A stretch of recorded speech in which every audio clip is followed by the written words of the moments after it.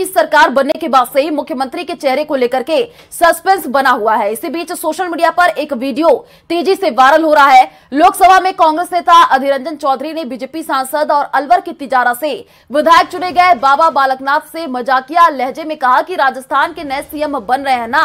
अब राजस्थान में सीएम के फेस की रेस के बीच ये वीडियो खूब सुर्खियां बटोर रहा है।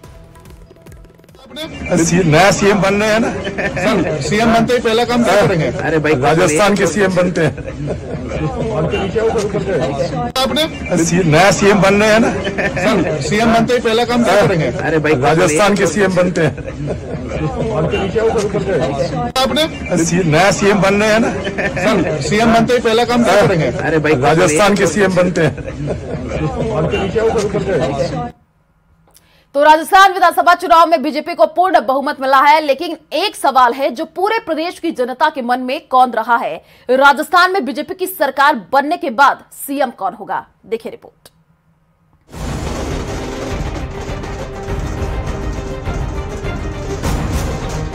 राजस्थान की जनता ने बड़ी उम्मीदों के साथ बीजेपी को सत्ता सौंपी है। अब बीजेपी के सामने भी लोगों की उम्मीदों का पहाड़ है।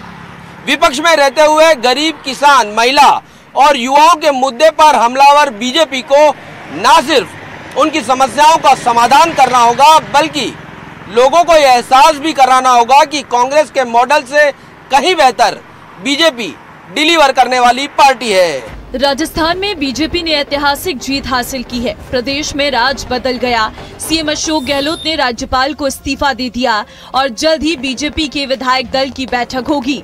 लेकिन सबसे बड़ा सवाल है कि विधायक दल का नेता कौन चुना जाएगा, प्रदेश के सिंहासन पर कौन विराजमान होगा और किसका राज तिलक होगा, क्योंकि बीजेपी ने प्रदेश का चुनाव बिना मुख्यमंत्री पद के चेहरे पर लड़ा था और बीजेपी इसे अपनी जीत का एक फैक्टर भी मान रही है और अब दिल्ली में इसको लेकर हलचल भी तेज हो गई है। एक तरफ दिल्ली बीजेपी कार्यालय पर जश्न का माहौल है, तो वहीं पीएम मोदी, अमित शाह, जेपी नड्डा इसको लेकर रणनीति बनाने में भी जुटे हैं। इन सब के बीच प्रदेश की राजनीति में कुछ नाम सबसे ज्यादा चर्चा में हैं। वो है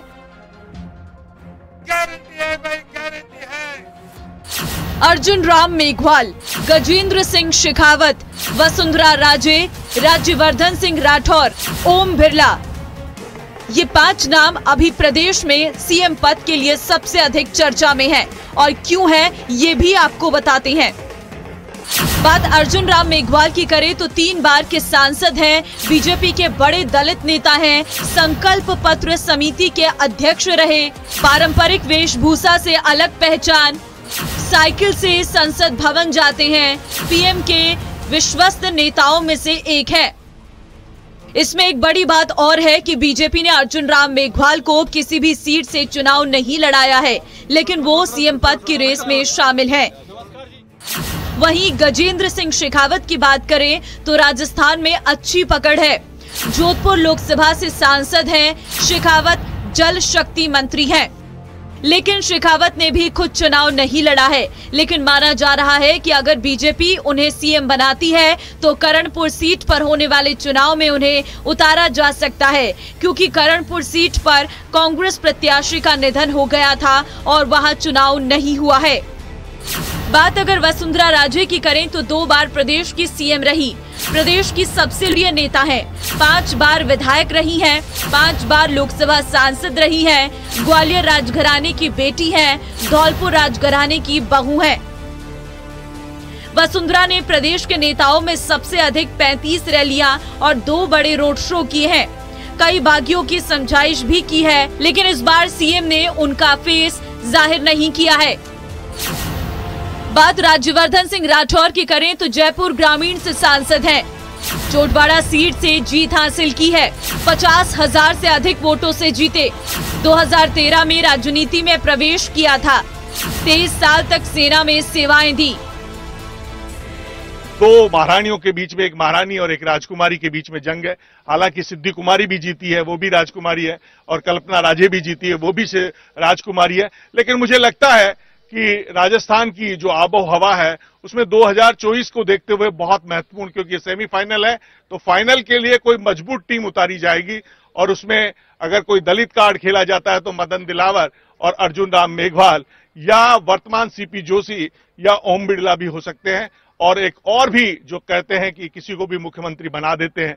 तो जिस तरीके से हमने गुजरात में देखा पहली बार के मुख्यमंत्री तो नौक्षम चौधरी जो सबसे कम उम्र की है 28 साल की है, वो भी राजस्थान में एक नया इतिहास लिख सकती है कि दलित वर्ग से भी है, हाईली एजुकेटेड भी है।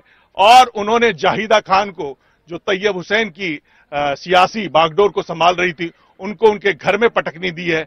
दोनों बेटों को प्रधान बनाने के बावजूद उनके घर में चुनौती दी है।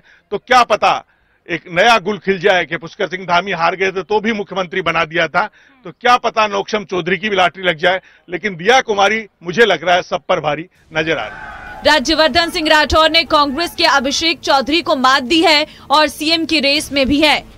वहीं ओम बिरला कोटा दक्षिण से 3 बार विधायक रहे, 2 बार के सांसद रहे। बिरला अभी 17वीं लोकसभा के अध्यक्ष हैं। फिलहाल बीजेपी में अब सीएम फेस को लेकर कवायद शुरू हो चुकी है और विधायक दल की बैठक जल्द होने वाली है। बीजेपी आलाकमान पर्यवेक्षक जयपुर भेजेंगे और विधायकों की राय पर सीएम का नाम तय होगा, जिसके बाद पार्लियामेंट्री बोर्ड नाम तय करेगा, जिसका सबको इंतजार है। राजस्थान में मुख्यमंत्री का ताज किसके सर बंधेगा, इसको लेकर बीजेपी ने कवायद तेज कर दी है। जयपुर से लेकर दिल्ली तक मंत्रणाओं का दौर जारी है। हालांकि मुख्यमंत्री का नाम आम सहमति से ही तय होगा, लेकिन जिसका भी नाम तय होगा उसे साल 2024 में लोकसभा चुनाव में राजस्थान फतेह करने की बड़ी गारंटी देनी होगी। कैमरा पर्सन नवीन के साथ सौरभ गृहस्थी, न्यूज़ 18 राजस्थान, जयपुर। तो बीजेपी की जीत इतनी बड़ी है कि इसकी चर्चा 7 समंदर पार तक हो रही है। प्रधानमंत्री नरेंद्र मोदी इस वक्त दुनिया भर के बड़े बड़े अखबारों की हेडलाइन बने हुए हैं। ग्लोबल मीडिया में मोदी की बड़ी जीत की चर्चा हो रही है। आपको दिखाते हैं इसी पर एक खास रिपोर्ट।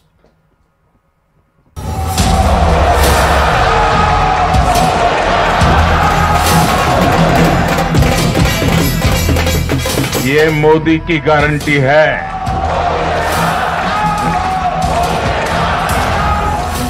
और मोदी की गारंटी यानी गारंटी पूरा होने की गारंटी।